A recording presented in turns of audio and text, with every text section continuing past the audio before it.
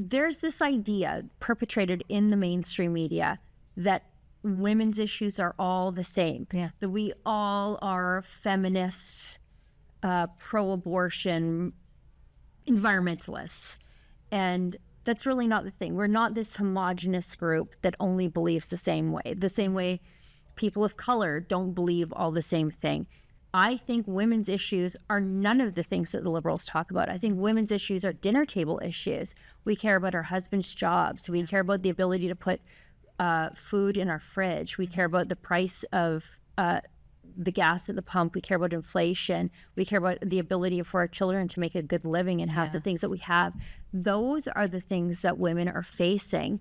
And I reject this idea that we all care about reproductive rights or climate change or whatever.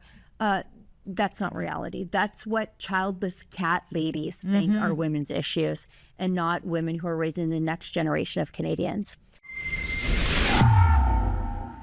Drea Humphrey here with Rebel News, and joining me beside me is our lovely Alberta Bureau Chief, as well as our Editor-in-Chief here at Rebel News, Sheila Gunn Reid. Thanks for being here. Well, I'm here for the Christmas party. So you sort of snatched me from the Christmas party, but it's weird for me to be on the other side of the microphone, to be like the interviewee instead of the interviewer. Exactly. And it's weird for me to be in the studio. I'm usually at my home studio.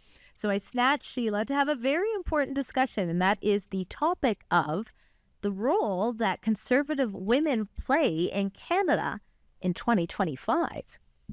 Yeah, you know what? It is, I think conservative women's issues, not just conservative women's issues, but I think women's issues more broadly are leading the way in provinces that are leading the way. For example, in Saskatchewan with their Parents' Bill of Rights, and just recently in Alberta with our 3 separate bills regarding fairness in sport and parents' notification and parents' rights. So, and I think those are all really women's issues because they touch on the idea of men encroaching in women's spaces and in girls' spaces.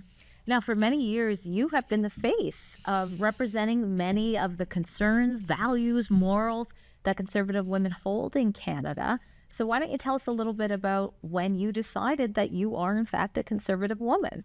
You know what? I didn't ever have a conservative come to Jesus moment. I know a lot of people, for a lot of women, it was the pandemic that didn't make sense to them.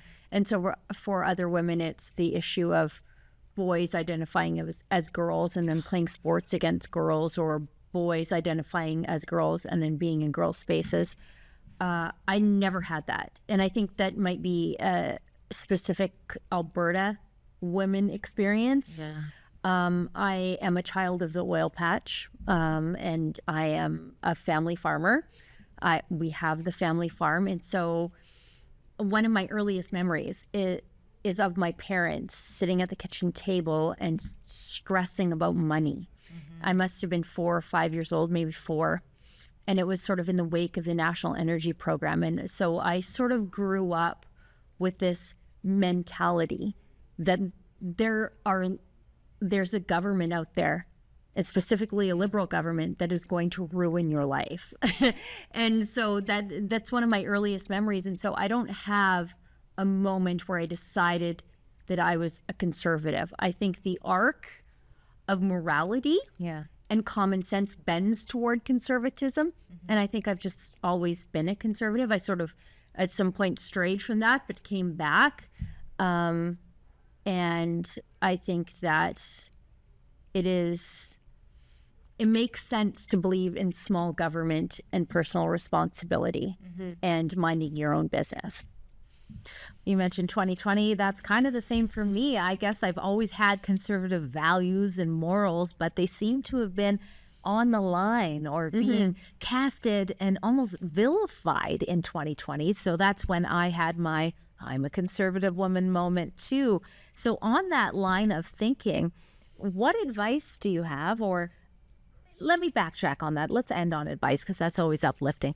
Why don't you tell us what you think some of the biggest challenges are for conservative women, since we are vilified for our very centrist views right now? Yeah, you know, it is true. They are centrist views. I mean, these are common sense views that boys cannot be girls and men cannot be women, and that taxes don't change the weather, and that following the lines in the grocery store won't prevent you from getting sick.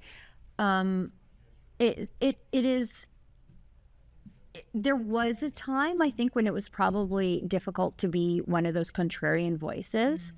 But I think it was important to be one of those contrarian voices because there were a lot of them that felt like they were alone, right? Like the convoy was a moment where you could see this physical manifestation of how so many people across the country felt.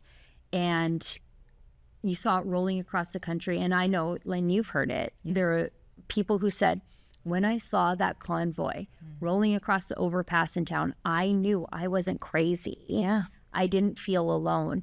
And I think I've missed the point of your question. Could you ask it to me again?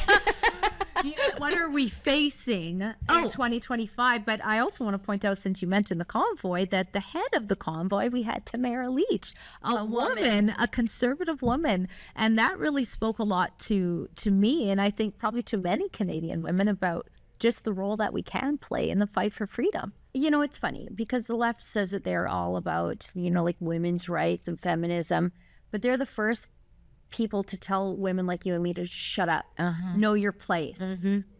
For me, before I came to Rebel News, and I've been here almost 10 years now, I was a full-time stay-at-home mom.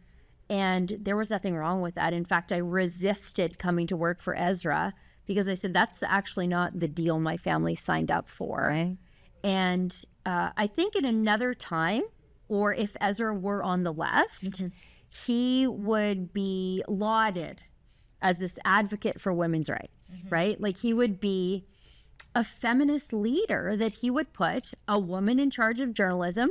And my assistant department head, Tamara Ugolini, she also, you know, it runs the journalism department in my stead. And so, but we never actually consider the fact that we're women at Rebel News. We just consider the fact that we know the job that we're doing. Yeah. And so I guess circling back to your point, what are women facing in 2024, 2025?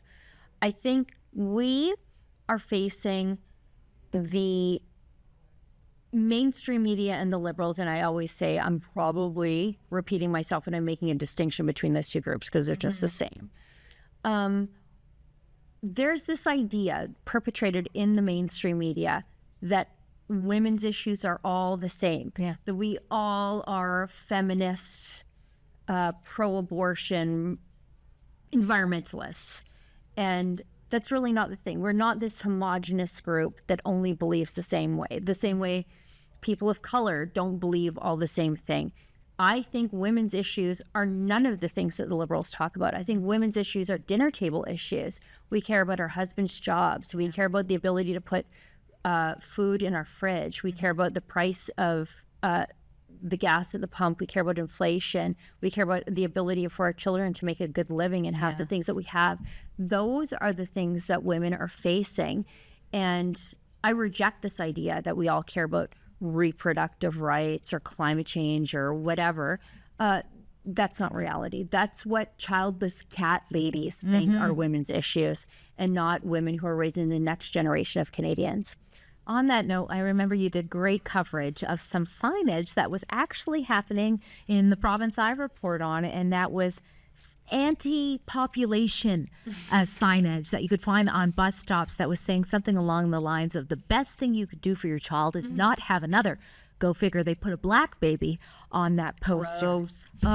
So to end this, what is your advice for maybe young conservative women that do have these values? They want to be moms, they want to be good moms and raise the next generation, and conservative women watching as a whole.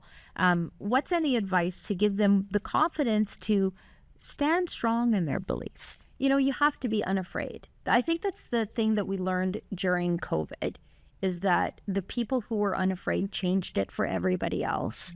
And so if you're a woman and you believe that the best thing you can do, and I believe this to be true, the best thing you can do as a woman is to raise a functioning, contributing next generation of Canadians. don't listen to the people, the anti-human nonsense that you hear coming out of the left. You know it is your biological imperative to have a child.